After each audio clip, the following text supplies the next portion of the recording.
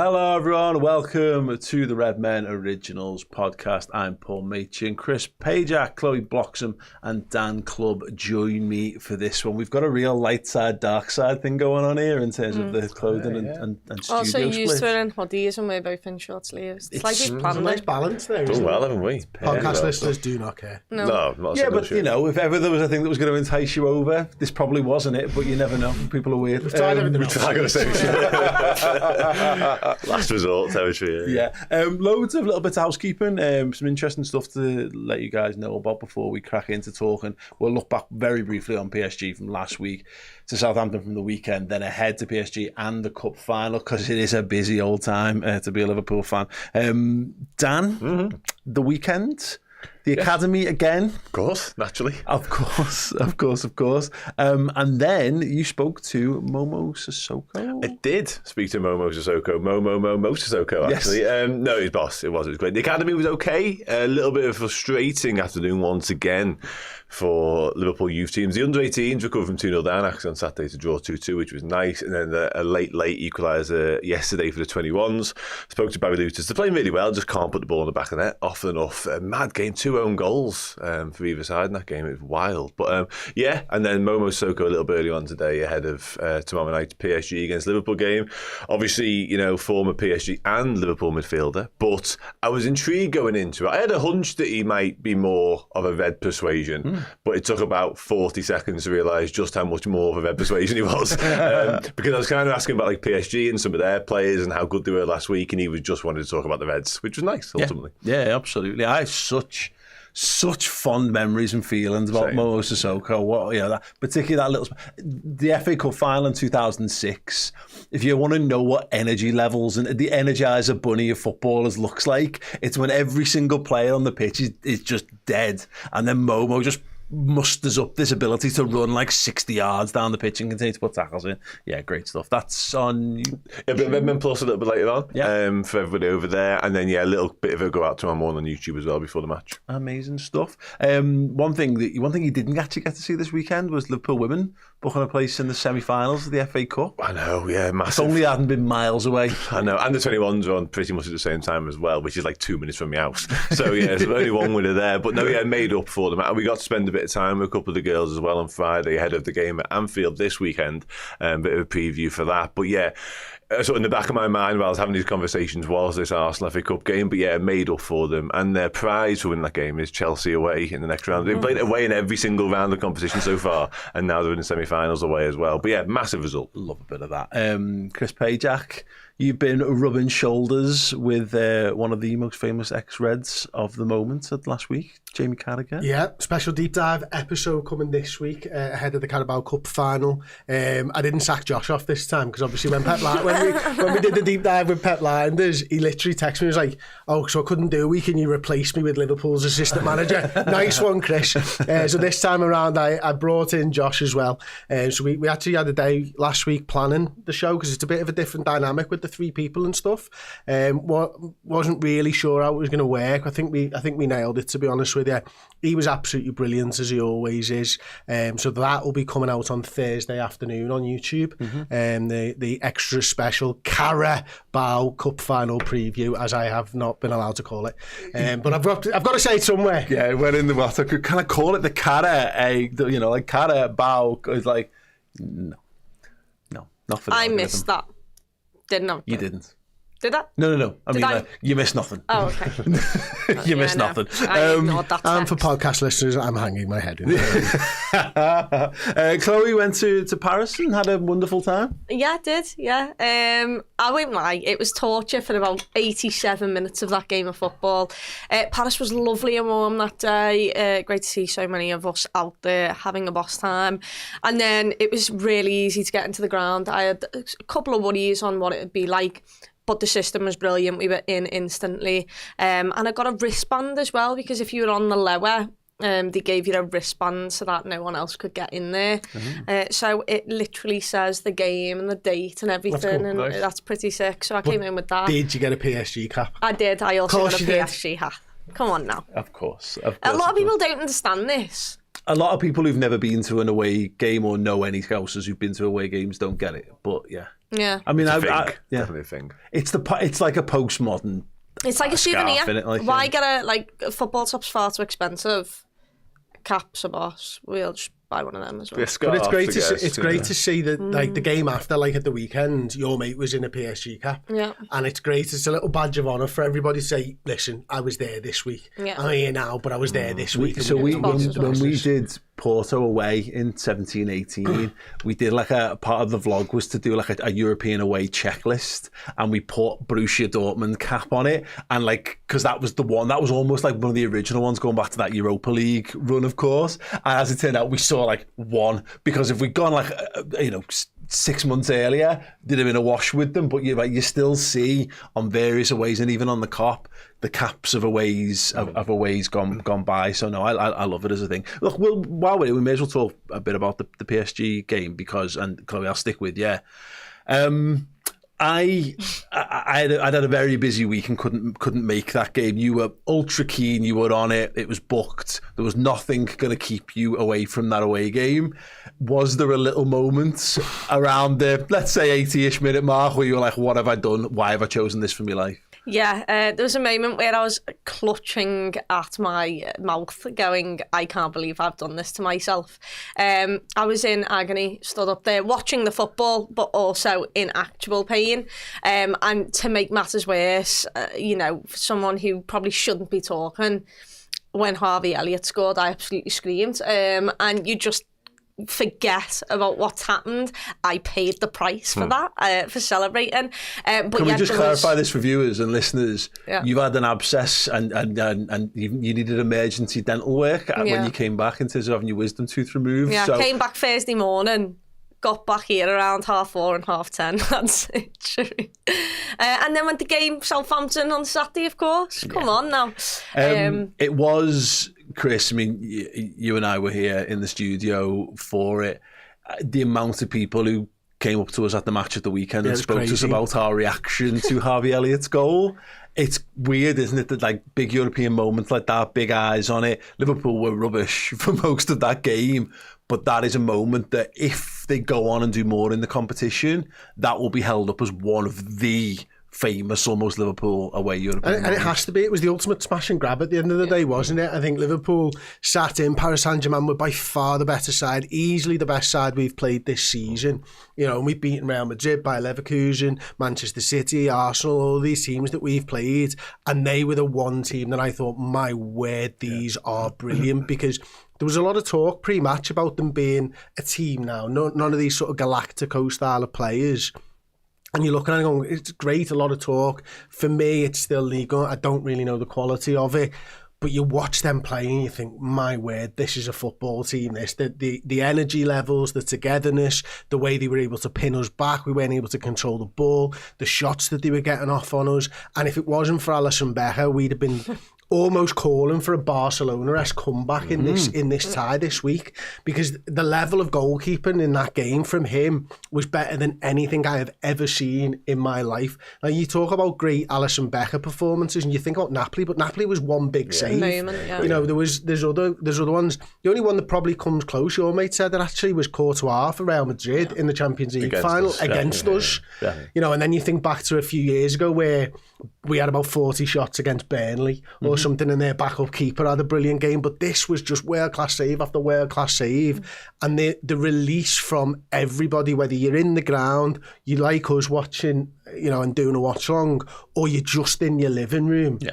That's the one thing that everybody said to us. It was like, your reaction was like my reaction, and that's everybody felt exactly the same way. There was a guy who came up to us in the concourse and said that he was watching it somewhere like down in Kent, so he was the only one in the pub who really had eyes on it, and he said so he had to be quite subdued. But then, like when he then saw our reaction, he was like, yeah, that one for that. And yeah, the Alisson thing, Dan. Yeah, the man for the big occasion. Chris asked me like if I could think of any, and I can only think of maybe like Jerzy Dudek in the Champions League final in 2005, in terms of like, and obviously the Courtois one as well. But for us, I can't think of many goalkeeping performances where I can go, he's the reason why a win was secured? No, absolutely not. Yeah, the heroics were on another world for me. I've never seen anything like it personally. The Dudek one is probably as close as it gets, but even then, it's one or two. It's obviously Shevchenko one from point blank range. Exactly. Yeah, it doesn't have the clean sheet element. It doesn't have the all-encompassing element of it as well, because whilst Alisson was making world-class saves, it was the simple things that he was doing to the next level as well. Like his distribution was brilliant, obviously part in the goal too, but getting the ball out of dangerous areas and just knocking out the reach of PSG players. Honest to God, best performance I've ever seen by Liverpool goalkeeper, bar none. And Liverpool, to be fair, to our credit, moreover, I don't think we were brilliant by any stretch. It's hard to really suggest that we were. But it was a team effort defensively, certainly second half. We did keep them at arm's length better. It felt like the chances and the quality of chances they were getting weren't quite as prominent, weren't quite as dangerous. So I thought we did okay. And obviously the late goal is the ultimate smash and grab, as Chris says. But I think we were, mentally tough, if nothing else, in that game. I think don't think Liverpool had the control over that football match that they wanted, really. No, far from it, yeah. But I do also think, because I've heard people try to phrase and go, well, is this a good defensive Liverpool performance? Your goalkeeper doesn't make that many saves in a great defensive performance. But I do agree. I think by around the 70 minutes, 75 minutes, I think PSG ran out of ideas. And I think Liverpool knew what the mission was ahead of them by that point. So we made the substitutions to say, actually, okay, well, we've tried everything to try and get ourselves up and running to dominate the game. It's not happening. Well, we're within sight of the finishing line. Let's dig in and get ourselves across the line. And then that gave us the platform to get the smash and grab goal. Yeah, it did. And you could tell because the difference in the away end, because from about 20 minutes onwards, everyone went, we need that full-time whistle right now. Not even just the half-time, we needed the full-time whistle.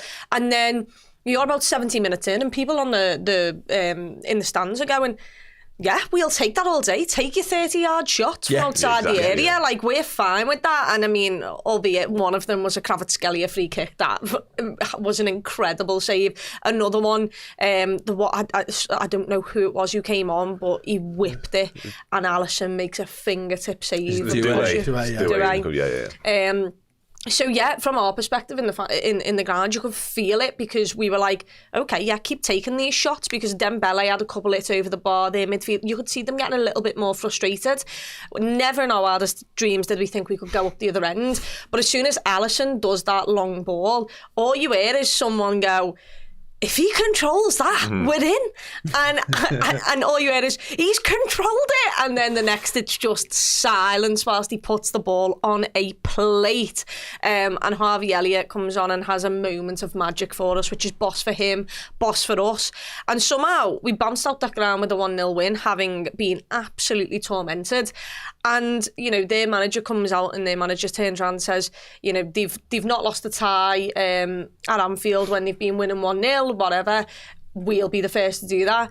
And all of us are bouncing out going, we've just watched you play brilliant. Somehow we came away with a clean sheet. You're coming to Anfield, mate. You're not going. It's not your ground anymore. Yeah, 100% on that. And if only Mo Salah could pass, we might have even been 2-0 because of that ball that was so Diaz. On to Darwin. Yeah. It's Darwin, isn't it, who's running through? It's Darwin, yeah. Yeah, and all he's got to do is kick it in the general direction of the 18-yard box. You just need to put it into a 30-yard space. Be better this time around, Mo. Right, okay, we'll circle back around to PSG a little bit later on in the show. Before we talk about Liverpool 3, Southampton 1, I just want to tell you all at home, our live show tour tickets are now available. We are heading back to Ireland, and I'm just going to say that broadly because I cannot be asked to get stuck into all of the ins and outs of Irish culture and politics and everything in between. But I will tell you that on the 23rd of April, we are in Dublin. On the 24th, we're in Belfast. On the 25th, we're in Cork. Tickets are available. We've definitely done that the wrong way around. We should have stayed in the Republic of Ireland for 2 shows, I think. Yeah. Listen, Chris, I've had no say in any of this being a thing. Is this Steve's fault? Should we call this Steve's fault? No, I don't think it is Steve's fault. No, it's actually the Premier League fixtures' fault because we were supposed to be there over the weekend, but obviously with the Tottenham Hotspur fixture being moved around, and there's an uncertainty about whether that stays where it is as well. So yeah, we're doing Wednesday, Thursday, Friday as well, which means that we're really going to be calling upon the Irish to dig deep in terms of their, and coming out and having a big party with us. But if anyone can do it, it is the people of Dublin, Belfast and Is Cork. that the weekend of Spurs? Yeah. Well, Liverpool could potentially win a league title the week before that, or literally that weekend. That weekend. Yeah, and we had the numbers back this morning from the ticket sales. They've started really strongly. We're about 25 to 30% sold out in Cork already, which we've never been to Cork, so we're really surprised about that. Thank you to everybody who's obviously... News to me, this is great. Obviously. You've just found out we're going to Ireland. So yeah, we're about 25%, 30% sold out there. Dublin ticket sales have started really strongly as well, so you need to get over it. It's a brand new venue for that one. It's the Ambassador this year, so it's a bigger venue. We've got a bigger show. We've got a league title to win, and we might well be celebrating it right then and there. So get over to the links on our socials and you can get involved. Absolutely. So if you're interested in Dublin or Belfast, you can go to ticketmaster.ie. Just go to Ticketmaster if you want. Just search Redmen TV. We're at the Ambassador Theatre in Dublin on Wednesday the 23rd. Belfast at the Limelight. We're returning to the Limelight where we absolutely smashed it a year ago. On Thursday, April the 24th. And if you want to join us in Cork, I'm going to flick over tabs so we can... There we go, look at that, seamless. Go to eventbrite.ie, search Redmen TV again, and the Cork tickets. Cyprus Avenue, where we are live there on that one. So on Friday the 25th. That's the support act. Do sound like a rap band from like the 90s. Electric Avenue, right? Yes. So do get involved. If it goes anything like last year's tour, they will sell out pretty sharpish. So if you fancy getting involved and come and have a big old party with us over in Ireland, then please do it, because as you've said, there's every chance. Things are either on the cusp or boxed by then, so we're gonna bring the party to you guys. So Arsenal's average points per game, we're gonna be done and dusted at this point. By the way, might be done before. By the way, just in case you're wondering, there's a 99.4% chance, according to the Opta supercomputer, that we win this league. There is a 0.51% chance that Arsenal win it, and there is a 0.0% chance for every other team in the league. So perfect time to book your tickets. Ticketmaster and Eventbrite to get involved. Right, Liverpool 3, Southampton 1. Before we do, also we've got a free month going on Redmen Plus. God damn it, so many things to get through. If you want to get an entire free month to build up to the final and beyond, choose a Captain monthly subscription on redmenplus.com. Use the code POD, POD, and get a free month. I'll say that again later on in the show when we've got more time. Liverpool 3, Southampton 1. Christopher Pajak. That first half, pathetic. Good Lord, it was bad. Yeah. Liverpool were a little bit leggy. It looked like we'd had a really tough game midweek. Certainly, it was just such a surprise. I expected us to just go in there and just sort of have our way with Southampton. And it just wasn't the way that the game went, was it? Obviously, just thought we were really poor in the midfield, actually, which is an area of strength for us so far this season. Southampton maybe had a good game plan, but no, it was a really bad and disjointed first half performance from us, which needed the manager to step in, to be honest. It was crap. I don't know what I don't think I expected it to be like Liverpool come flying out the traps and it'd be one of the all-time great atmospheres at Anfield for this game, but I did expect a bit more, and look, a lot of analysis has been done about how Liverpool approached it. I think the most telling thing was just how upfront Slot was post-match in his interviews. Like, I've never really heard a manager at that level of candour just saying, like, I just said they weren't running enough or they weren't working hard enough, and it was a bit like he walked around the room and went, I can see everything from up there, I can spot everyone who's not running, and half jokingly a bit of like, hands up who wants to play in the second half, and all the lads whose hands didn't go up basically didn't come back the second half, and Harvey Elliott was the first above the one.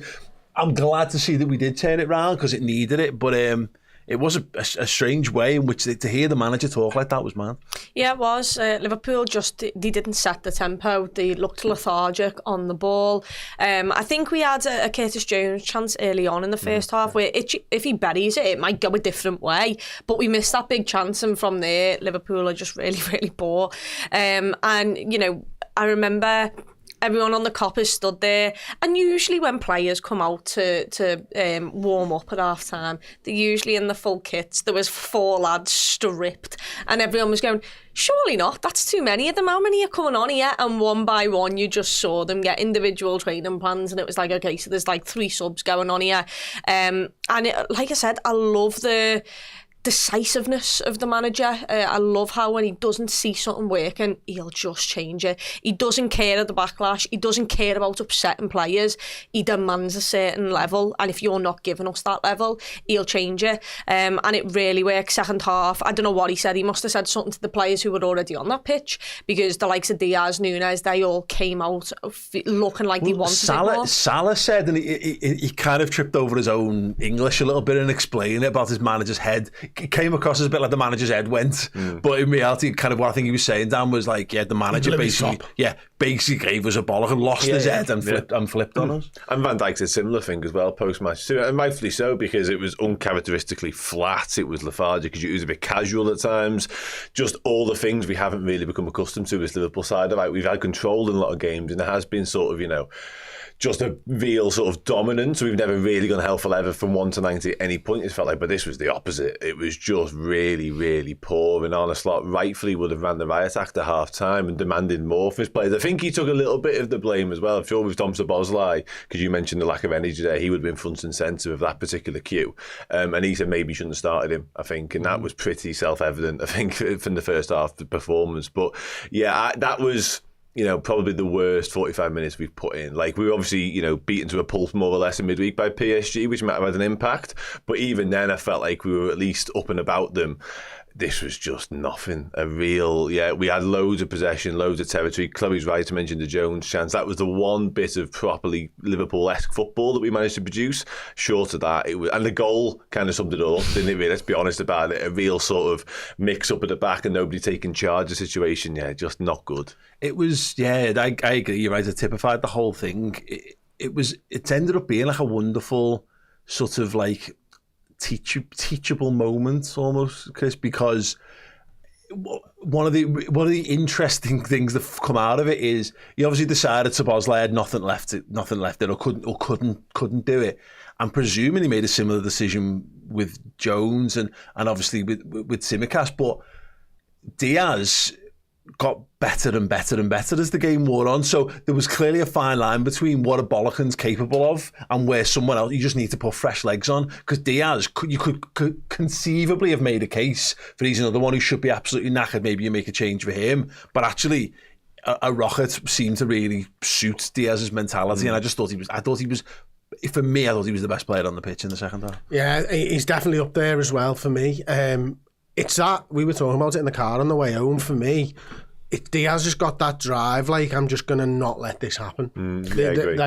We're all sat here as fans going, there's a league title to be won and stuff, and Diaz is almost there going, lads, there's a league title to be won. Yeah. Let's go now, you know what I mean? And, he's tried the cutting in thing, and then he goes around the outside and creates a great assist for Darwin Nunez, and, for me, it was massively important that we get an early goal in that second half, because otherwise I think the crowd starts to get stressed about everything, and becomes more sort of like type of a crowd reaction to things. And because we got those 2 early doors goals in the second half, it just took everything away. And I think Diaz put the team on his back at times. But the one big thing that I've been sort of thinking about over the course of this weekend is just how much of a difference the manager has made this season.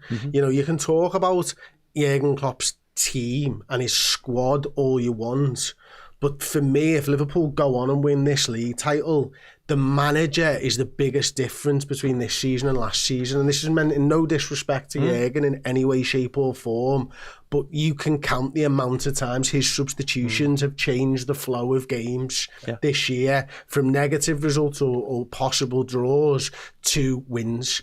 And again, this is another one of them where you look at it and go, my word, the manager might have got it wrong from the start, but my word, did he change that around quickly, decisively, actioned it at half time, took advantage of the fact that there was a concussion sub as well, which played into the 3 subs at half time to give himself enough opportunities to use his full substitutes. Let me stop you there. how many people here knew it was when we brought the 6th sub on, knew that was allowed? I literally messaged the group chat. Panic set in. I utterly shit myself. Salah shit himself. Did he? Salah was trying so hard. Salah was running over, going, what we do? We're not allowed to do. Yeah, Salah panicked. I love that. Fucking love that. Probably the fucking nervousness from the cop. No, but genuinely. You probably heard people going, that's 6, lads! We were surrounded by people, and I was going... All you saw was people go... Where? Yeah, there was a lot of hand counting in that ground. Did we make 3 at half time? But it wasn't just because I'd like to think we could all count to 5 and 6, but like it was full blown, like go through with me, lad. Finding someone else to corroborate, and I was like, we've made 6. There's no doubt in my mind we've made 6, but.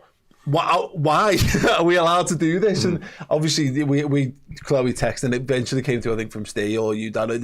It was a concussion sub. Okay, cool. I vaguely remember that being a rule. Fine, but honestly, for me, I was like, is this it? Is this how it all comes undone?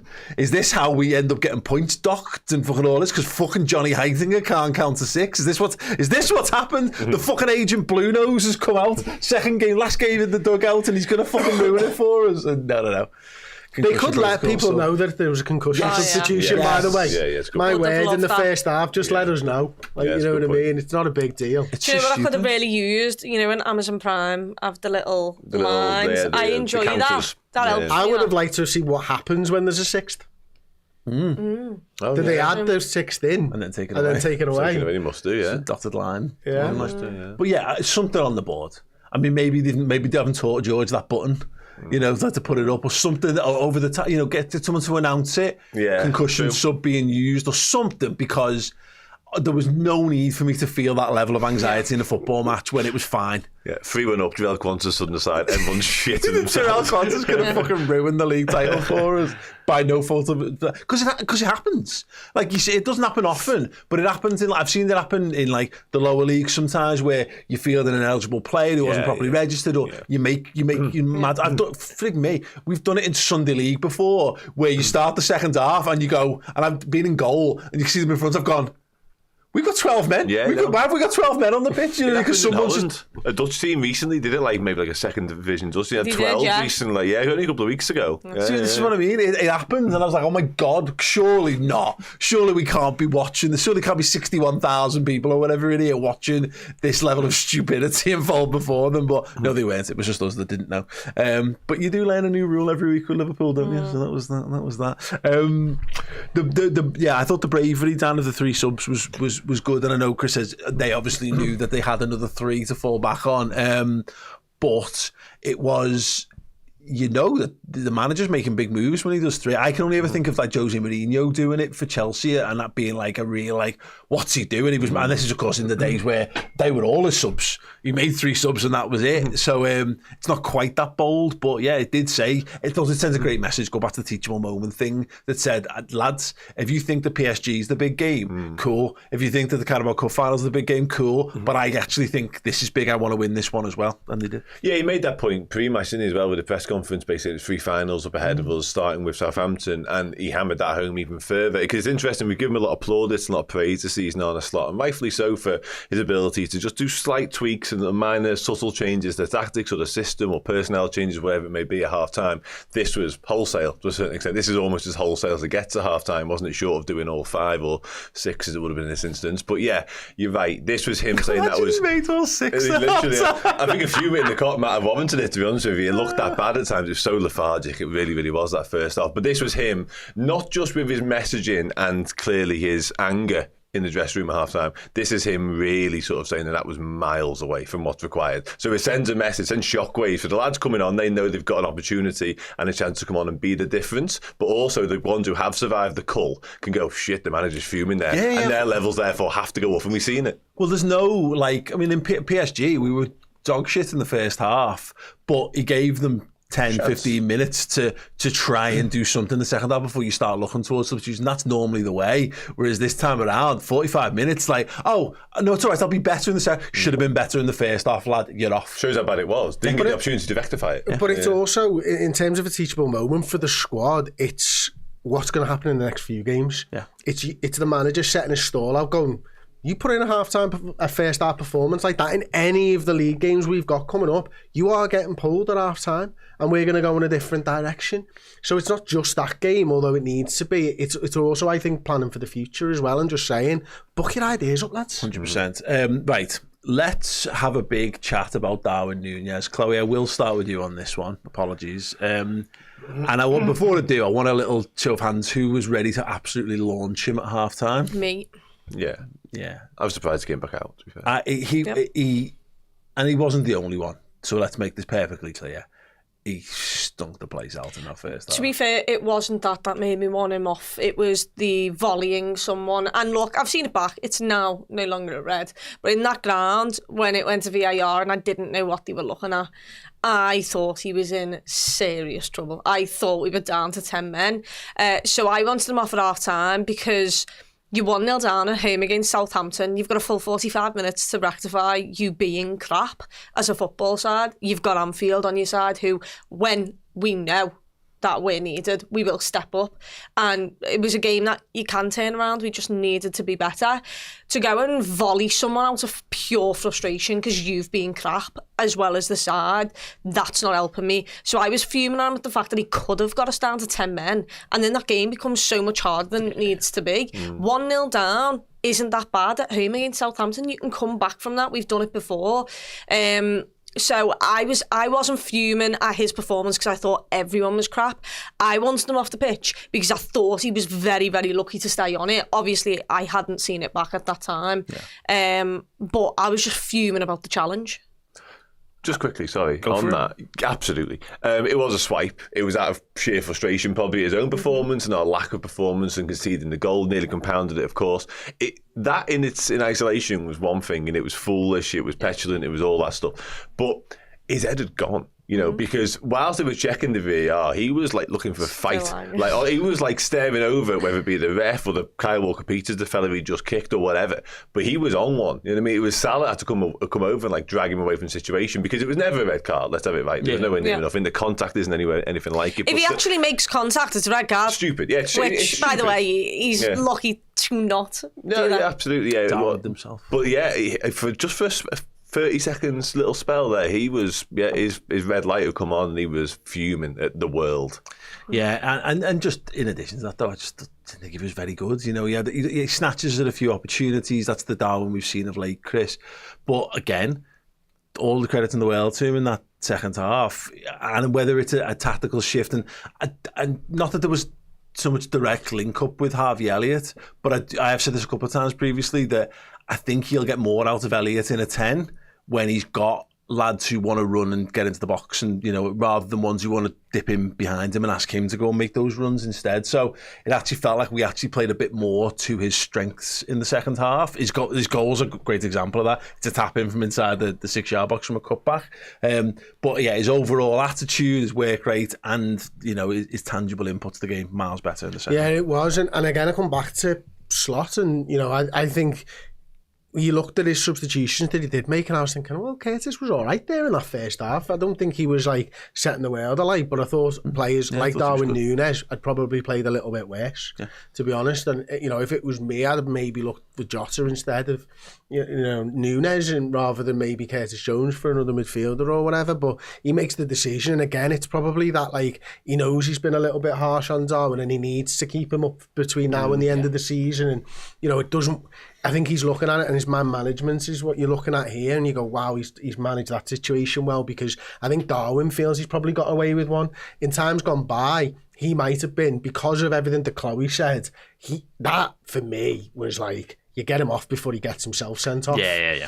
But the manager's recognising him. Will that really work with Darwin Nunez? And I think he's decided, no, it probably won't. I need to go the other way. I need to put my arm around him a little bit, let him play it out, see what he can do. And he's proved right again in his decision making, isn't he, Slot? Because, you know, he gets the goal, he wins the penalty. I think your point about it being a cutback is is spot on, because that is what Darwin Nunez needs. He doesn't need someone to cut in and curl it in and all that type of stuff. He needs someone to put it on a plate for him, and he can just tap it in. If he can beat his man at the near post and turn the ball towards the net, that's what Darwin Nunez is good at. Yeah, sense for they're arguing. People are arguing about Man City at the moment. I heard the Totally Football podcast from yesterday, and they're saying this thing about, like, the point was made: would City be having a better season if they kept Alvarez instead of Haaland, because of the way that he suits the sort of style of play? And Haaland is someone who needs service, and the lads around him are not the kind of players who are providing service, and that's a bit of that thing. But Darwin, he works so hard for the team, and he is a source of huge frustration. But he does know how to score goals, and if you put him into gilt-edged opportunity situations, I know we've got a million where we can think of where he's missed them, but he does also score them too. So yeah, I thought it was necessary, because we're going to need him. We saw it in midweek. You're going to need Darwin Nunez. There's no sense in burning all your bridges with him at this point, because Jota's not going to stay fit for the rest of the season, and you own him. And he's just not playing well either, Jota. I don't think, is he, to be fair? I don't think he's offering a lot at the moment and stuff. So yeah, Nunez was the right call, and I think he buys a penalty. He really does. Goal's lovely. The movement for the goal is exceptional. That's top-class striker movement. You look at Xerxes yesterday for Manchester United, and when he tries to flick it, I'm like, just hit it with the insole and curl it in. You got nothing to worry about, and that's what Darwin Nunez doesn't try to do anything flashy. Just kicks it in the back of the net. So all you need to do is a centre forward when the ball's in the 6-yard box, isn't it? Beat your man to the ball, make nice movement, kick the ball in the back of the net. Put it in the onion bag. Michael Owen's going to love that. That's exactly what you need. You're not trying to chip the keeper for no reason at this point. Just put a ball in the back of the net and he does it. The one other thing that I suppose keeps him on the field is he showed work rate in the first half, if nothing else. Yeah. And he continues to show work rate and, fight for everything and all that type of stuff. And that's one thing in the first half you could probably shine a light on for some of the other players, in that they weren't showing the work rate that we needed. Yeah, without a shadow of a doubt. Klaus made up for Harvey Elliott to get on again. Obviously not quite the same level of, again, point to that and say, there you go, hang your hat on that Harvey Elliott as PSG. But I just love him. I think he's a terrific footballer. I really do. He always wants the ball. He never shirks his responsibility. He'll get up and down for you all game long and beyond. A year ago we talked about this, I think, last week. Going into that League Cup final, he basically had to play 90s time and time again for us. Ran himself into the ground for the cause. He's just not played this season, and I get it, sort of. But the more minutes he plays and you get to remind yourself how good a footballer he is, I just wish there were more ways we could get him into the team. Yeah, he's brilliant, and he is a player that no matter how the rest of them are playing, he's going to put Liverpool on his back because he supports us. He's he's absolutely adores the club, and I think we can all tell that. But his quality as well, he could have scored from his first touch. I think it's a cross that comes out to him. It's an absolute brilliant shot, and what a save by Ramsdale. And he had a couple more moments where he curls them and Ramsdale makes a decent save. But he just had energy, and also you look at the goal, it's the little reverse passes that he does in behind is so good. For Trent to be able to get on the end of it, the ball cuts across. He's just really, really effective in those areas. You don't want him too far out wide, having to beat lads. You want people overlapping him.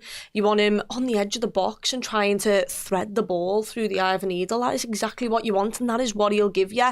And that's what he will do when players overlap in the box. And ultimately, we get a penalty from a ball being crossed in and it bouncing around a bit.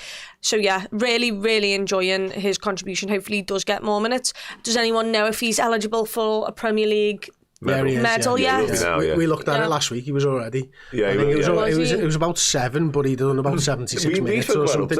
We were looking at it last week. It's like 77 minutes and like 6 appearances, something like that. Yeah, but that's upped a little bit since Kay's on it. He's got over 90 minutes now. Yeah, Kay's needs a couple more games, I think, to get a medal if we were to win. Well, just the procession. Yeah, just on it, added all the impetus, all the quality that Chloe touched upon there. But it's interesting how, to come back to the subs at half time, and whilst obviously it was quite, sweeping changes, he added, when a performance needs a bit of energy, needs a bit of dog, Alexis McAllister, Andy Robertson, Harvey Elliott, albeit, you know, 3 of the most viable options on the bench, probably the 3 best people to drop into that type of performance. It's more yappy dogs, but yappy dogs not no, nice. But like, yeah, loads of energy, loads of fight, loads of willingness to run, all that sort of stuff. All them 3 bring all of that. I wonder whether there's always the mentality where it's like, well, we're playing a team fighting for their lives. Do you put your big lads on the pitch and see if because they're going to come and scrap and fight, and whether there was a little bit of the lack of legs from the big lads, and he's just looked and gone, this is not going to matter today. We're going to have the ball. We're going to have all of the ball. So we're going to lose maybe in terms of a set piece threat. Let's be honest, we're not great from corners anyway. So really, a couple more big lads is not going to make a huge amount of difference. And you're dead right. And there's a couple of times, in fact, there was Elliott have a free kick late on, and it was him and McAllister just over it having a conversation, and like, there's nothing really between the two of them, and I know there's an overriding sense. Paul Tompkins done good work on this about how, you know, if you consistently lower the average height of your squad, it does make you more susceptible defensively and weaker offensively from set piece situations. But there's sometimes when just put your really energetic, skillful lads on the pitch and trust them to go and win the game for you. And as much as Darwin, it's penalties that ultimately the thing that makes it kind of academic. I thought they were both. I want to come back to what the manager said after the PSG game when he was talking about Harvey Elliott, because again, talking about his candour in post-match interviews, he basically said, like, listen, I understand Harvey Elliott is frustrated with me because of the lack of minutes that he's getting, and again, I'll take that and say, well, what's the difference? It felt like, you know, in previous years we're keeping everybody happy. This manager doesn't care for that. This manager's got one thing on his mind, and that is get the results. And unfortunately, there are going to be people who are going to be unhappy, but you've got to be ready. And if you are ready, when I give you your opportunity, you take that opportunity, you're going to get more opportunities. Harvey Elliott comes in midweek, scores a goal, gets 45 minutes the next week. And that is it. And, you know, again, you can say the same for, you know, other players that have come into this squad this season, can't you? Obviously, Konate probably wasn't happy at the start of the season. Now, he didn't have long to wait. He had 45 minutes to wait before he gets an opportunity. But he comes in, takes his opportunity. Shed's been his ever since. Yeah, absolutely, yeah. And Endo's the same, by the way. Endo, we were barely using. He comes in, puts in a performance where every fan goes, fucking hell, why haven't we been bringing Endo on? Endo's on every game now. You get rewarded for that. And if you're a player, if you're one of those players, you see that and you want that for yourself. And also, if you're not, you're wondering why, and you need to put in performances when you get opportunities. You're absolutely spot on. Yeah, I love that. Yeah, exactly. It's a fluid thing. I think we do get locked in sometimes that, you know, Slot's there to be won over, you know, and he sees them in training. He wants to see it's everything. He's got to see that level in training every single training session. And you know, there will come a point where there'll always be there'll be some players who you can't get beyond because not only have they got your work rate, but they've just got a little bit more canniness and now, so maybe they're better at football or whatever.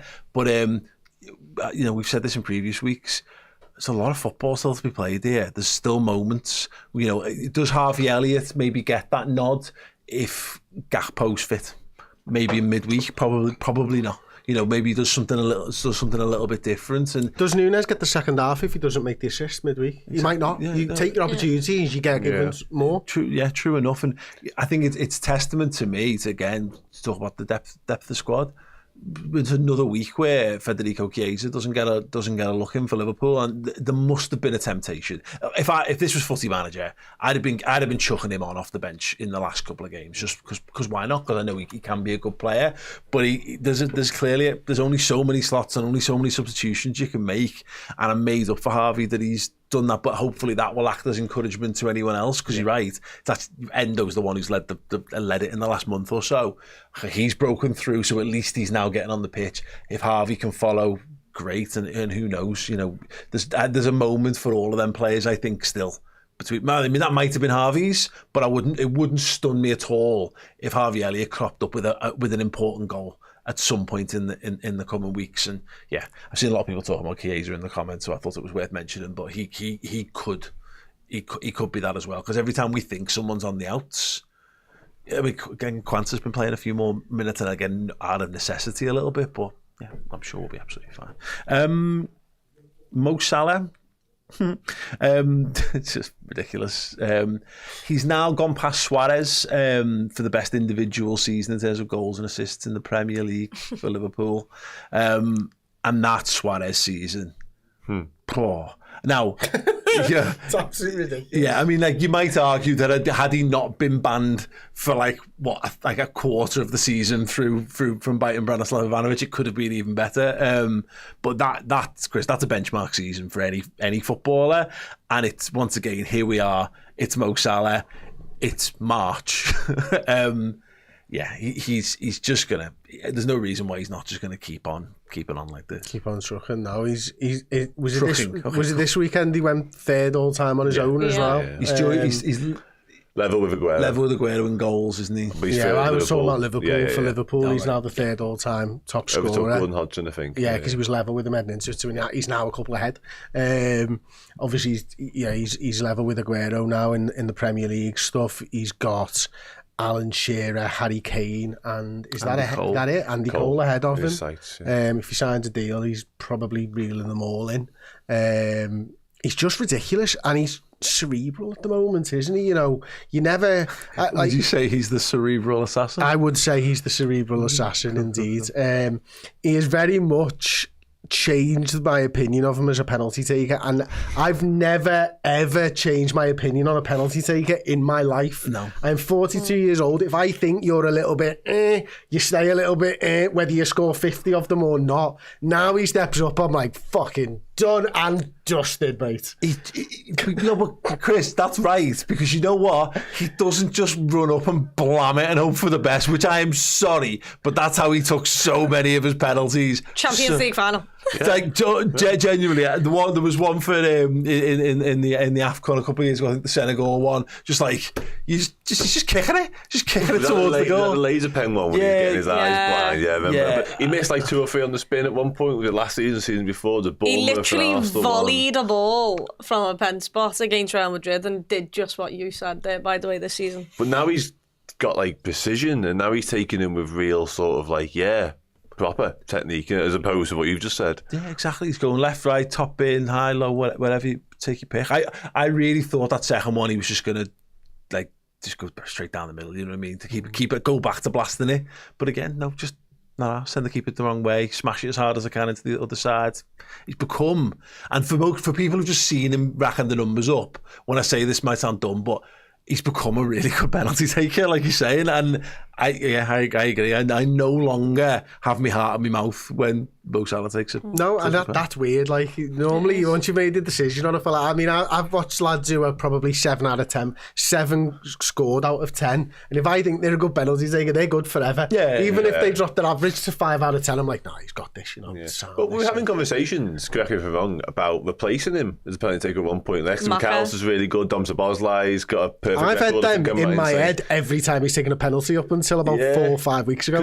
You still have that moment where someone else guards the ball for him. Like, oh, it's going to be him. Yeah, it's finally. Robbo's got the ball in his arm. Oh, come on. Do you know what, though? We've had some pens this season, haven't we? We've had a lot of Nobody penalties made that point this on year. social media. It's fantastic. Bring them on, mate. Yeah. Bring them on. So yeah, just as to reiterate the points that are made there, the only people who have got more goals: Andy Cole, Wayne Rooney, Andrew Cole, nowadays. Andy Cole, Wayne Rooney, Harry Kane, and Alan Shearer. Mo Salah on 184 alongside Sergio Aguero. He's also up to 10th in the all-time assists in the Premier League as well. Okay. He's 3 behind one James Milner.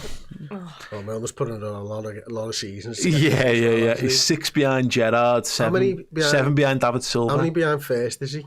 So Ryan Giggs, 162. And what's he on? 86. A couple of years. Might take a while.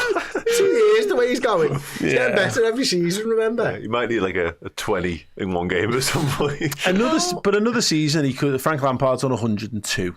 You know, I think he could conceivably pass definitely Milner, Gerrard, David Silva, and possibly Dennis Bergkamp. 100 would be something, though, wouldn't it? Yeah. As well as all 200 goals, 100 assists. If he can sort of, you know, get that box, that'd Is be that a club? phenomenal. Is that a club that no one's in? Feels like it should be, and possibly. Yeah, I saw the stats. 200. So There's only 3 strikers to ever score 200 goals in the Premier League, and that's Rooney, Kane, and Shearer. And not 100 Rooney, assists. Rooney's the only one who's done it. So Rooney's got 208 goals and 103 assists.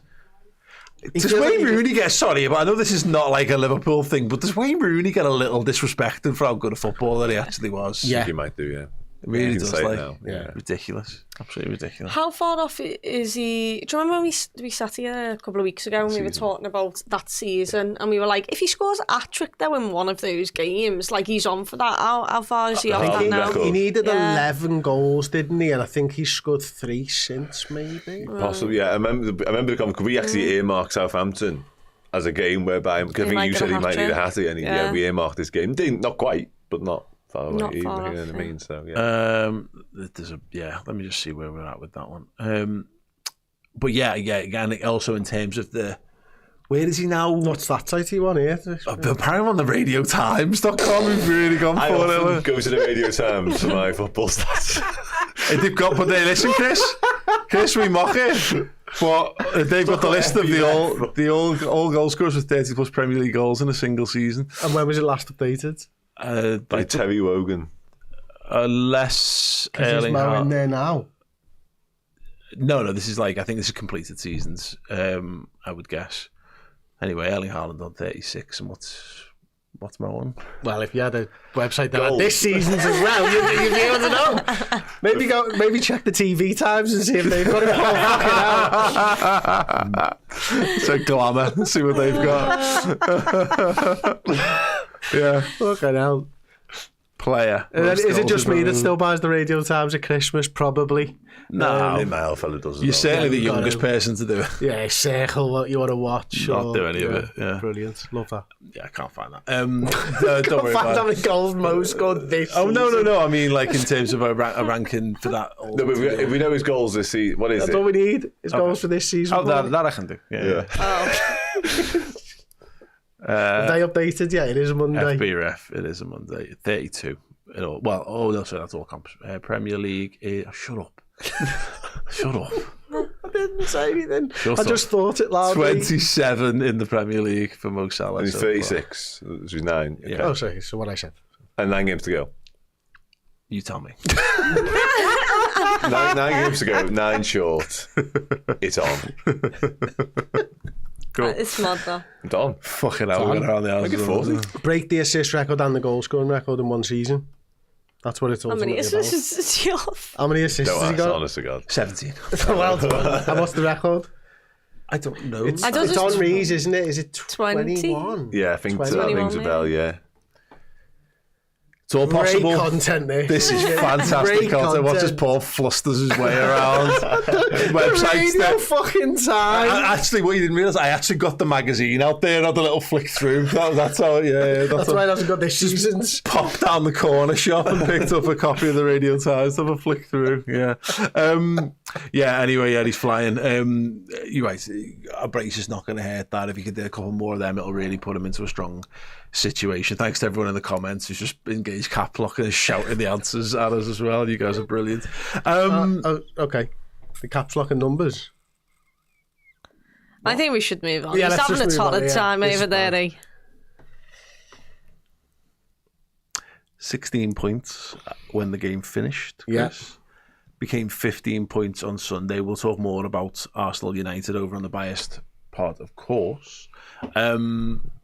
But yeah, that was what that was there. It goes back to why Slot give a shit so much.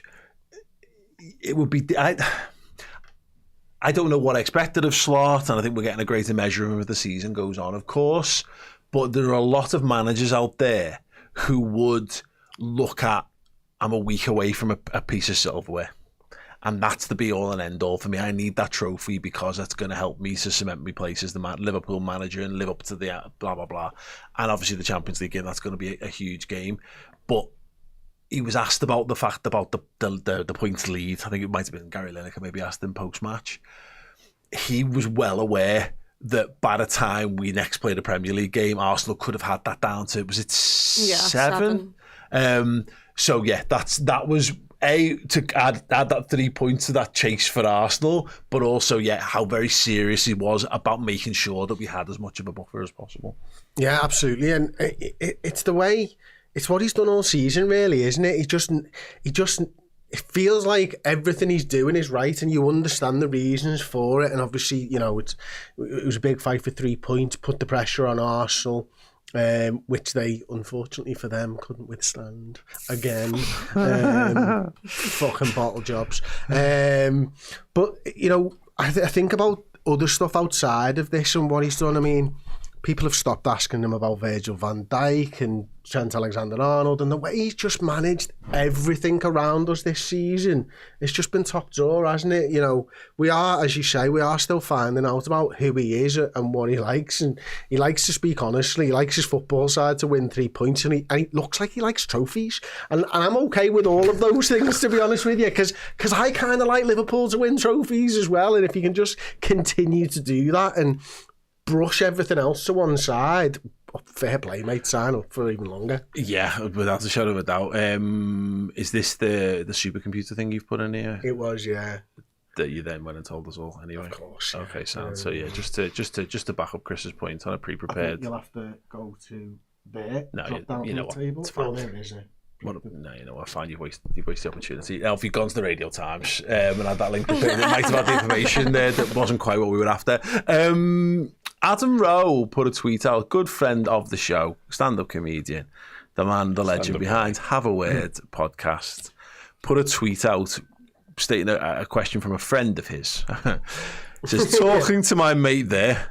Where? There. In the mirror. Yeah. And we massively disagree on this. Obviously, we all want to win both, but Liverpool fans, if you had the choice right now, which game would you pick to win 2-0 this week? The caveat being, we lose the other one 2-0. So beat PSG, lose the League Cup final, or lose to PSG, win the League Cup final. Lose to PSG, win the final. So Chloe Bloxham wishes to be this world. Wishes in this particular world where you've got one or the other choice. Yeah. You are guaranteeing silverware. Yeah. And doing away with a chance of the Champions League. Yeah. Chris Pajak.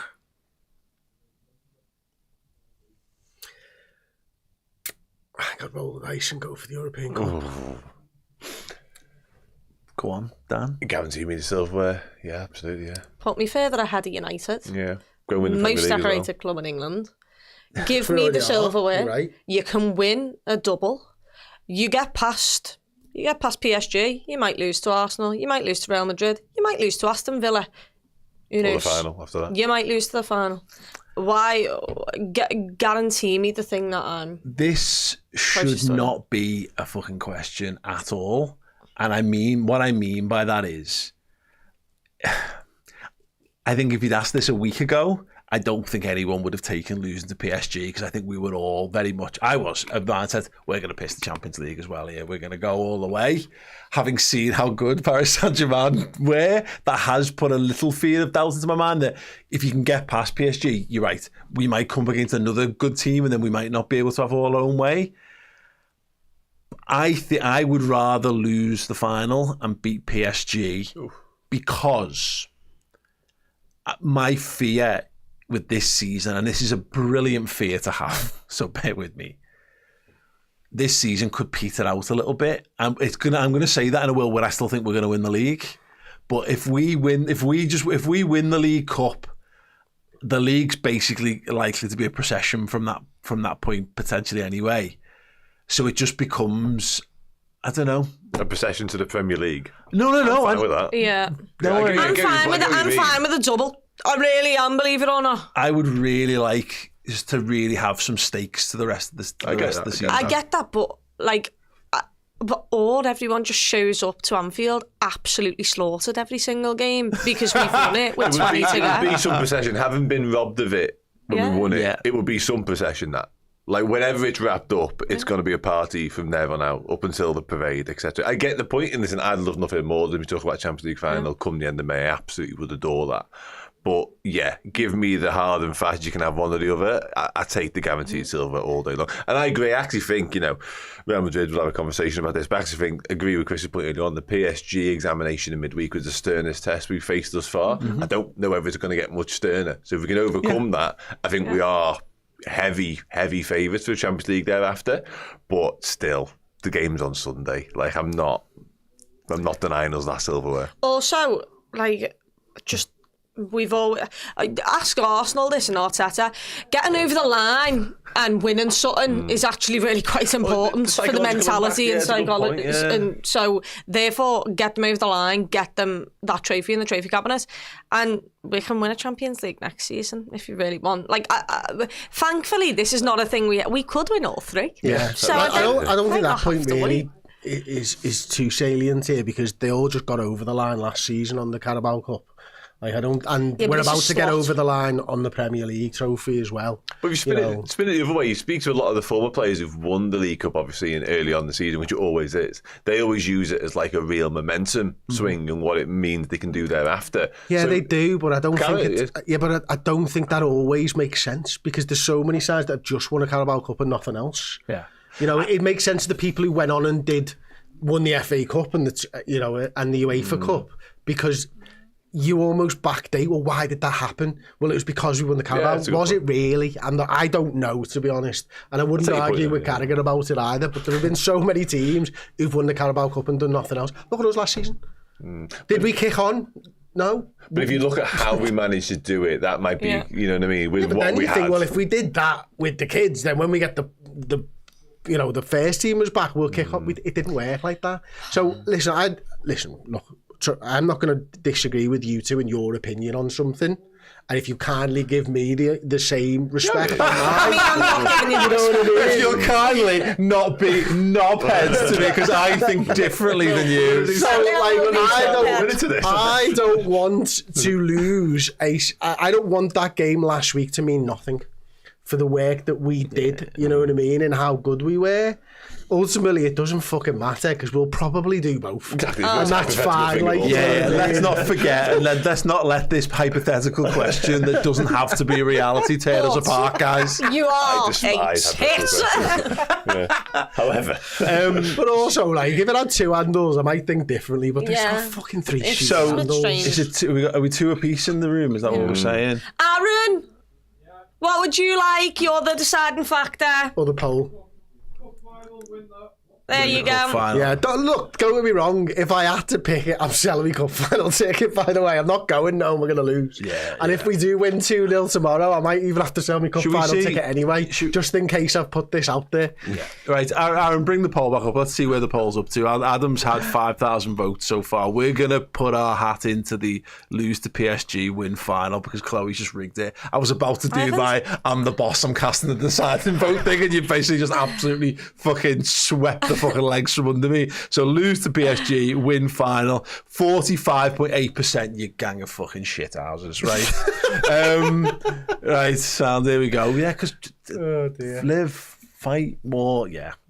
Anyway, so funny. It is. Let's just win it all. The good thing is it's one game of football, and then obviously we'll know it might be nothing. We might be out by the time we go to the final, and that will add so much more impetus to what we're doing and make that feel loads more. Whereas there is a weird thing where the League Cup's becoming in danger of becoming a bit of well, here's a game of football that we play. Oh, we've won a piece of silverware. Great, right, Sam. What else is going? So.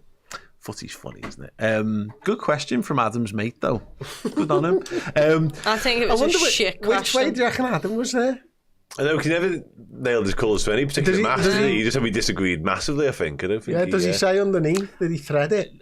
No, he just said, turns out this is really quite divisive and people feel rather strongly either way. Footy, eh? Absolute prick tease. Text them, find out. Okay. just quickly before we take a break, it's the worst kept secret in football, but did you know Adidas are coming back to take over Liverpool's Holy kit moly! Oh my good lord, yeah, no one had any idea of that whatsoever. Yeah, they lit up the museum. There's been a bunch of stuff. There's the front page of the Echo and all kinds of things. I'm buzzing. Bang up for all this. I'm sick of having to pretend that I quite like Nike because they make Liverpool stuff. That's happy to put that behind me. That's cool. Anyway, yeah, anyone excited about it, let us know in the comments section underneath. I can't wait. And if that Premier League winning kit, like, you know, the one that has the gold Premier League badge on, if it's shit Adidas, we're gonna have a problem. Yeah. Because this is the first one I've been able to celebrate.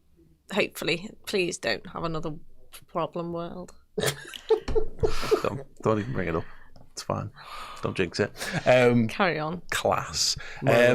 Is there we'll have a number 7 badge on the shoulder as well. Yeah. Jump into the Stun. It's not if Chloe Right, okie dokie. Short break from us. When we return, we're going to be looking ahead to Paris Saint-Germain's visit and the League Cup final. Hey you, do you like Liverpool Football Club? Do you love Liverpool signed merchandise? Well, have I got a prize for you this month. It is this absolute beauty. Let's start on the back.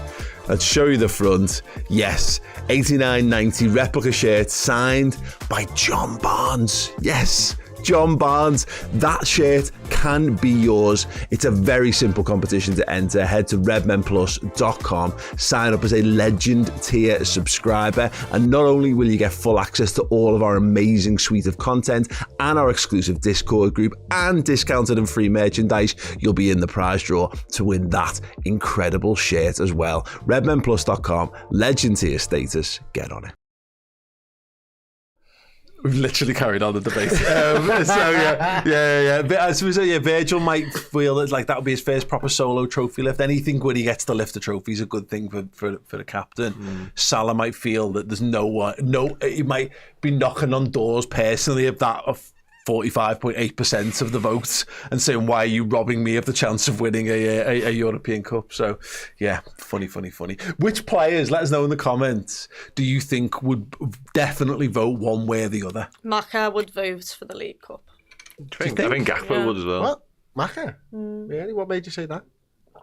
Just but definitely. From what you spoke about the last one, which makes me think, I think he cares about trophies more than anything else. He hasn't won the European Cup though. He hasn't. No. But what a World Cup like, but exactly. He's won the second biggest trophy you can win. Okay, cool. Let's do it then. The Carragher's voting Carabao. Oh no. He's got a tattoo on him somewhere, I'm sure. Yeah, definitely. Taro Endo would vote Carabao. Okay. PSG second leg. Danny, you feeling more nervous for this one than we were maybe a week ago? Having watched us barely get a kick. Yeah, a little bit. Listen, you know, the sucker punch, smash and grab, however you want to describe that result, not performance last week, fills me with so much confidence and belief. Obviously, there's the Anfield factor to put into consideration here. We've done some remarkable miracles in this stadium, certainly on European nights. So yeah, there's lots to be optimistic about. There's also a lot to be cautious of. It's far from over. We've seen last week how good they are. They will sort of have aspirations and belief they can do a similar level of performance. But what I can kind of foresee happening is they're not quite as good, and we raise our levels a notch or two. And if that sort of meets in the middle, it should be a much more even contest. Because as much as I think PSG were brilliant, we were very, very flat. And when we did get opportunities in transition and stuff like that, we actually got into some decent areas. Just the quality left so much to be desired. Like Salah, it was earmarked as Salah versus Nuno Mendes being an area of the pitch we could really exploit and get some joy. It was the opposite of that. Like Nuno Mendes absolutely had him. Salah had a really, really off night, and I don't think it'll quite be the same. So, yeah, I am hopeful. I hope we don't need Alisson quite so much, I think it's fair to say as well. But honestly, anything remains possible for this one, because PSG will look at that and they'll think, you know, if we can just finish our dinner a little bit more and be a bit more clinical in certain areas, then yeah, it's a very open tie still. We're going to have to be better, Chris, because Alisson is the best goalie in the world, but you can't, it's not sustainable what he did there. because you have a reversion to the mean, even though his mean is well above average for every other goalkeeper on the planet. If we allow them that much of a look at our goal, odds are they will score goals, and that will cause us a problem. So we're gonna have to be better.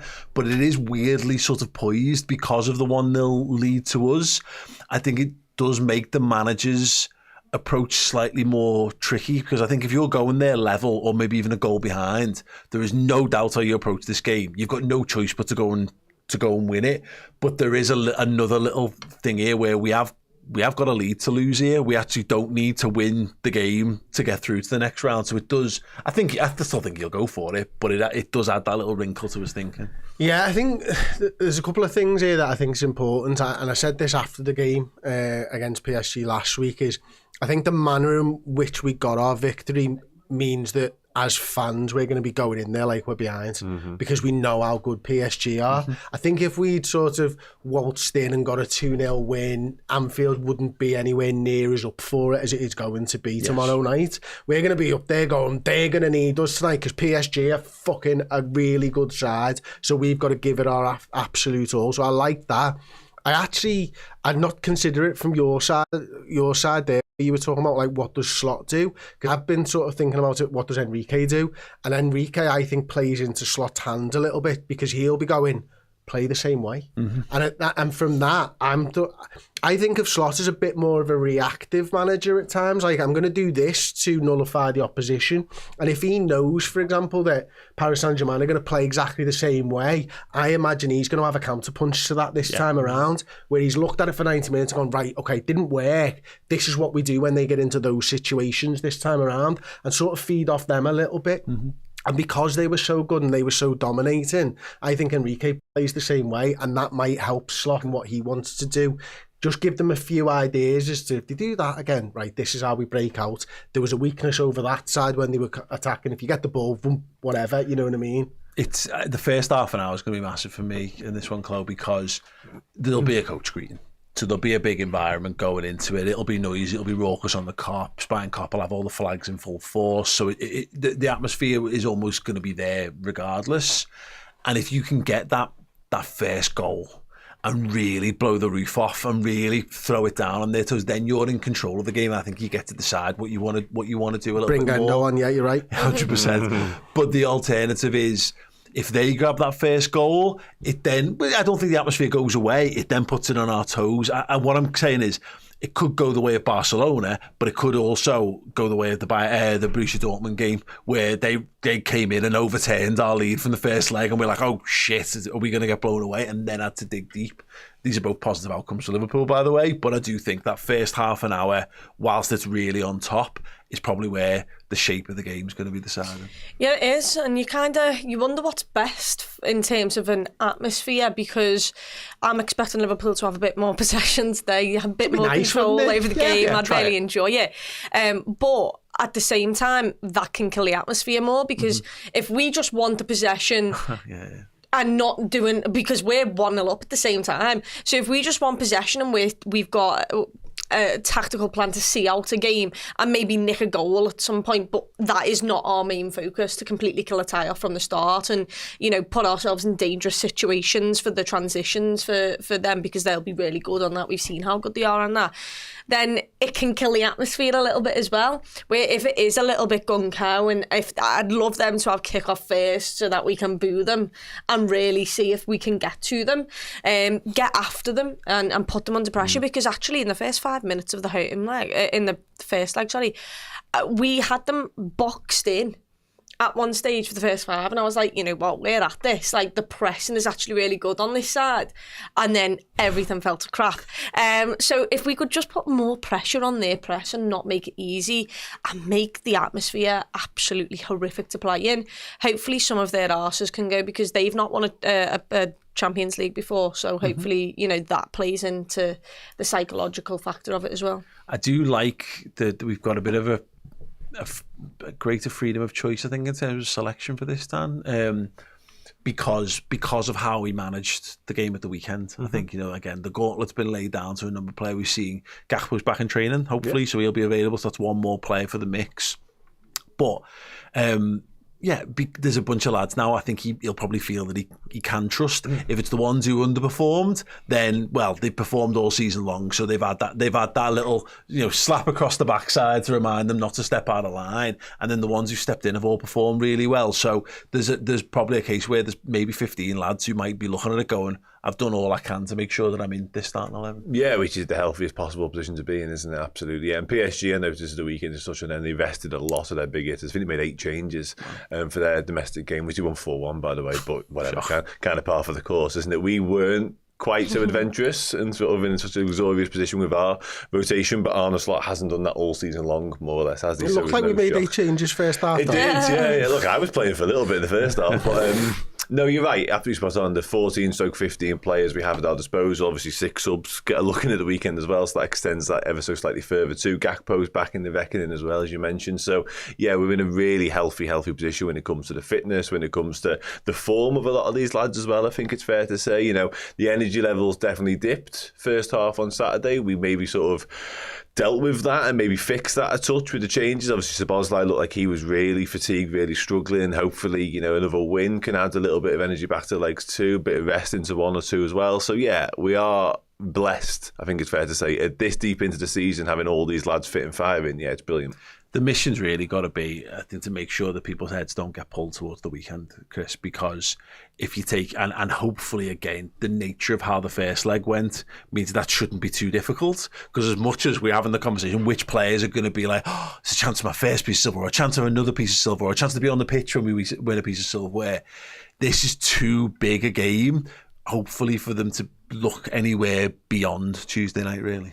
Yeah, and the gap in between is obviously 5 days, isn't it, or something? So that obviously helps us here, and the fact that we're not playing a game for a little while afterwards obviously plays into that. You can just sort of empty the tank this week, can't you? But this is one of those where you any manager or player that you see speak post match is always game at a time, and that's got to be this week's mantra, hasn't it? Not even thinking about the cup final. It is all about PSG on Tuesday night. And once you get through PSG, we'll start thinking about Newcastle in the cup final. Anyone whose mind wanders needs to have their head looking at, to be honest, because this game is massive for us. Yeah, 100%. I'm really looking forward to it. Anyone else? I mean, I know there's the general sense of nerves, and I'm sure that will ramp up as the game gets closer, Chloe, but this is what it's about. Yeah. Big game under the lights. We always have this every year when the draws come out of it. Would we have preferred Bruges, and had a better chance of kind of walking it through without a shadow of a doubt? But yeah, there's an opportunity here for this to be another one of those I was there moments. Yeah, it is, and this is exactly the biggest selling point of Liverpool Football Club. It is those nights under the lights, the atmosphere we can create, the way we can suffocate teams from pitch side, and hopefully we can do that once again. I'd love it to be a night where Liverpool just completely dominate, and Liverpool can do that if they show up and play to their best, but there is jeopardy, there's something on the line. The atmosphere will be incredible, and also I think everyone in that stadium will also realise that we are also bouncing into Wembley. You want this win, not just because to get through to the next round, but also because you've got Wembley coming up. Sometimes, Ryan Gravenberch looked like he looks leggy as hell. You give him this bit of adrenaline of getting through to the next round and going to him, playing a final as well on Sunday. So that'll hopefully help the lads as well. A massive victory. Everyone together and helping the team get over the line, and hopefully smash this PSG side, who are very, very good. Is the international break after? Yeah, the 22nd. 2nd of April we play Everton, isn't it? Yeah, that's part of a league game as well. Yeah, so there's a big old, it's like we don't play in the back end of March after the EFL Cup final at the weekend. So yeah, it's part rest, but also not, because all these lads will go off around the world presumably and get liked by their international managers. But in terms of actually the brain break of going away and going out and seeing your other mates and training in a different environment, when we get back for that, the lads want to have a nice bit of, shiny thing to look at and have a little touch around the training ground, I reckon. Hopefully a place to look forward to in the next round of the Champions League. And then you're in it's the home stretch of the Then the title race starts. Yeah. Well, yeah. It's funny that I know we've said that before, how everyone goes on title race, and I've said, don't look at the league until 10 games gone, and you're not in a title race unless you're in it with 10 games to go. Yeah. We're not in a title race. Yeah, well, we are. We're not. It's not a fucking race. No, it is. We'll have other people to fucking race against. Title jog. Why can Arsenal go 7 points? They can't now. They can't now. Why couldn't? Could they play twice before we play again in the league? At this point, it was free. So, because we would be playing Villa this weekend, but that's been moved back around. So everyone else plays a round of Premier League fixtures, and then they kick off before we play Everton on the on the second or whatever. It's unfortunate that they fucked it up. So the best Arsenal can hope for by the time we kick off the Merseyside derby is to be 9. I think it's 9. 9. We've always had a game in hand by then. We'll have a game. That'll be our game in hand by then. Because they got one game in hand now, haven't they? And they'll play 2 by the time we play. Fun. Are we confident in the Champions League? Yes. Yeah, I am. It's Anfield. I think our levels go up a notch or two as well. I think we score. Yeah. I mean, how did I feel against Atalanta actually last season? Confident would be the word. Yeah. I fancy us, I do. I'd be confident. I could play that game 100 times and I could watch it back to back and still feel confident because I'm stupid like that. Atalanta. That's an elite mentality, that ball. You could have made it at the top. Should be beating them bricks. Christian. Yeah. I don't know about confident. Excited. Definitely excited is the right word. Maybe that's the word I want to use. I'm starting to dream of trebles, which is a bit stupid. You've said it now. Yeah. Normally when you, I think next Monday we can talk that. Yeah. If it's still on the cards. Yeah. This is a huge week, isn't it? This is because we always say this, how whenever you have those like invincible quadruple treble talks, you almost immediately go out of one that follows on from it.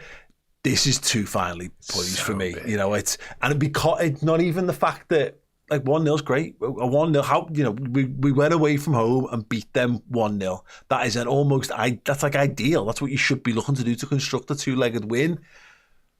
But we got fucking battered. We got absolutely played off the park. So I don't have the same level of blind confidence that we'll just do it. But I am confident. Why not? We are. You can have a bad performance or you can have a bad run. See, again, I've heard people going, well, Liverpool have been this bad run of form. It's like, yeah, but we've also put in some good results since we drew a few games. Like, we found different ways of getting across the line. If we do that again on Tuesday, then we will be one of the favourites to go on and win this. And that's based on reality, not like a flight of fancy from us. But yeah, we do have to do that. We will talk League Cup final in a sec. I've just got a couple of super chats that we've had while we've been having a good old chat. Solo P1 says, love your LFC lamp. 6-year listener now. Big up. Thanks so much. We love our LFC lamp too. I love lamp. I love lamp. Aoife. Oh, Farrell, we've really struggled with your name. I apologise. Thank you for coming to Cork. We are all raising the roof here. Such a buzz around already. I've tickets bought. Excited. Going to be some show. Yeah, let's hope so. Thank you. That's on us. No, it's great. It will be. We were an amazing time. Thank you to everyone who's booked tickets already. Yeah, absolutely brilliant. So yes, do get your tickets for the Irish tour. It will be an absolute blast. Presumably. Again, we've either got through to the next round of the Champions League or we've won a piece of silverware. Yeah, and I am going to try and do an aerial on stage. Oh my! Which isn't from the Disney film. It is from a no-handed so cartwheel. Your neck's being broken. That's just you jumping. I don't understand. So do you want to die before we lift the Premier League title? Imagine if you just threw yourself over sideways, basically. Yeah, it's like. Can I say something? Yeah. You're good at one-handed cartwheel. They're not perfect. No, he's not good. No. He's not good at one-handed cartwheels. He's done one, maybe. He's good at cartwheels. Okay, right. But my point is, why increase the level of difficulty? Is what I'm trying to say. Because listen, sometimes Why good jump at 12 something. buses instead of 11? Sometimes you're good at something, sometimes you're not. I'm not very good at the one-hand cartwheel, so I'm just going to skip that. It's like when you see high jumpers and they just go, oh, I failed this one, I'll go the next one. You think, why? What's the jeopardy? Well, they don't often It's do that. always in the jeopardy. I've seen it loads. I've seen that loads of times. Loads of times, yeah. Yeah, on track It's the and field on the PS1, maybe. Like. It's the jeopardy.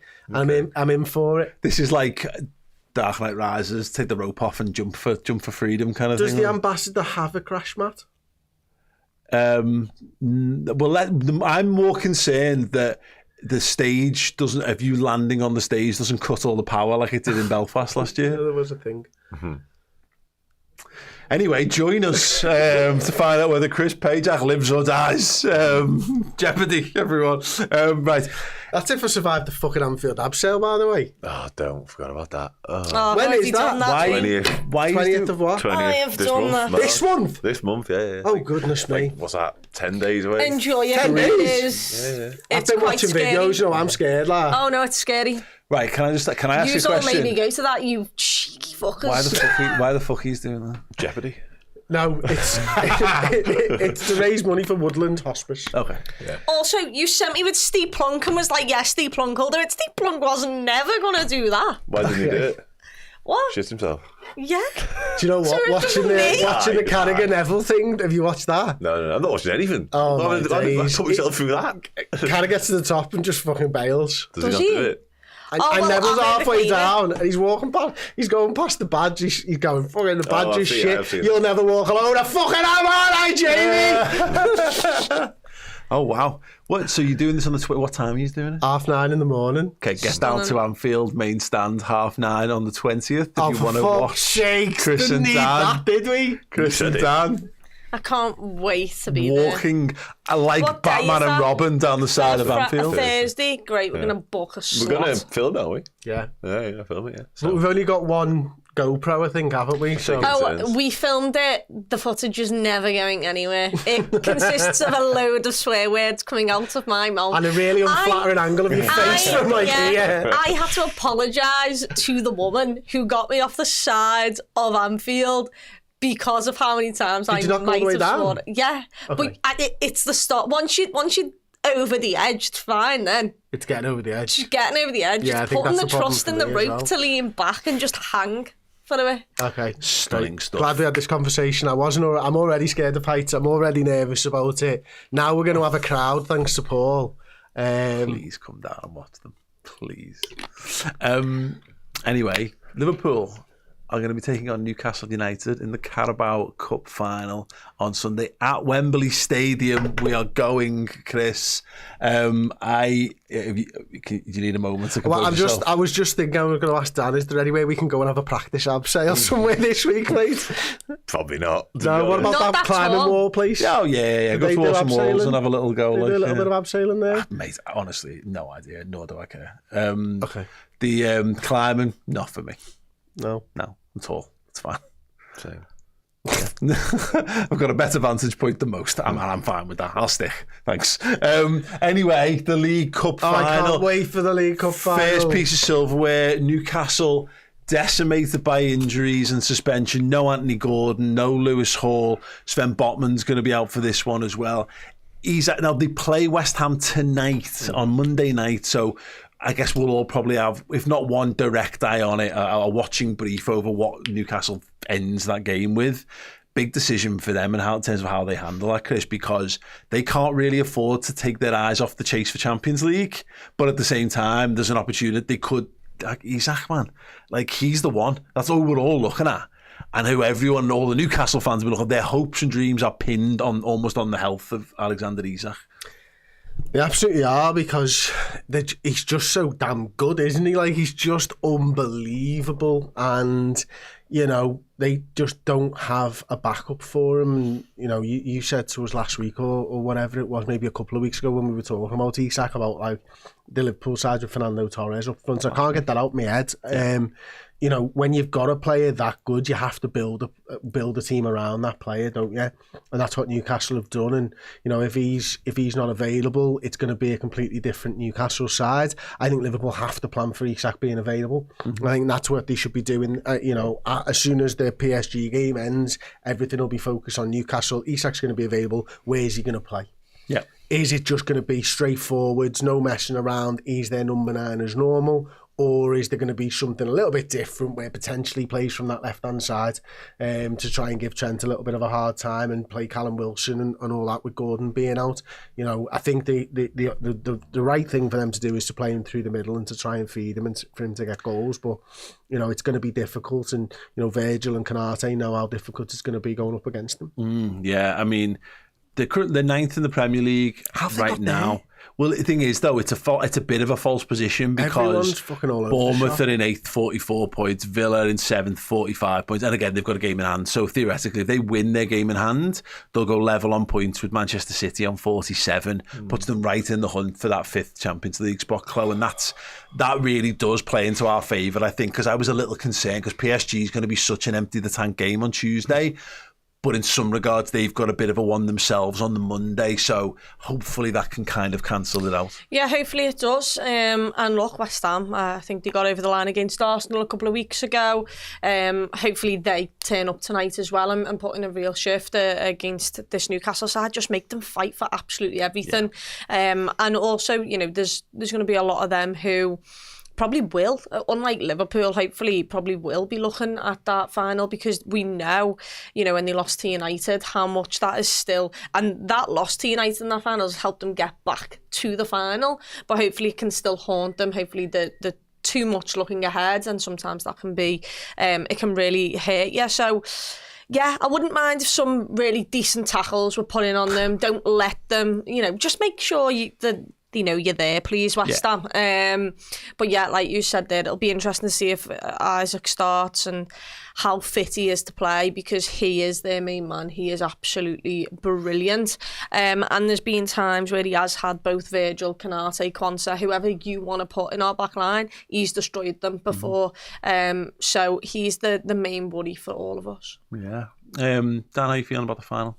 Yeah, okay. Newcastle pose lots of threats, as the guys both mentioned there. I think Isak is most definitely the main one, but as much as they are, you know, struggling a little bit defensively in attack without any gun, I think Harvey Barnes will play in the left. I just think they go like for like and just continue to try and feed Isak centrally. I think that's the best plan of attack for them. But it's actually the midfield that gives me the most concern because especially if we're looking leggy, Dan. Exactly. And I don't see Slot tinkering tomorrow night against PSG nor in the final necessarily. Now he's made changes from the bench. Obviously we've seen that a lot with Endo and Elliott more recently. Obviously Curtis Jones has been the 4th guy more often than not, so maybe there's something there. But yeah, a midfield battle of Gravenberch, McAllister, Szoboszlai against Joe Linton, Tonali and Bruno. Yeah, it's exactly that. It's a battle. And obviously games are won and lost more often than not in that particular department. So yeah, that's what gives me the most fear. However, having said that, yeah, I think, you know, without Botman at the back, without Hall at the back, there's an area there we can exploit. They're probably going to have to do 2 right back and left back, Trippier and Livramento. I really like Livramento, but I also really like Lewis Hall, so he's a big miss for them.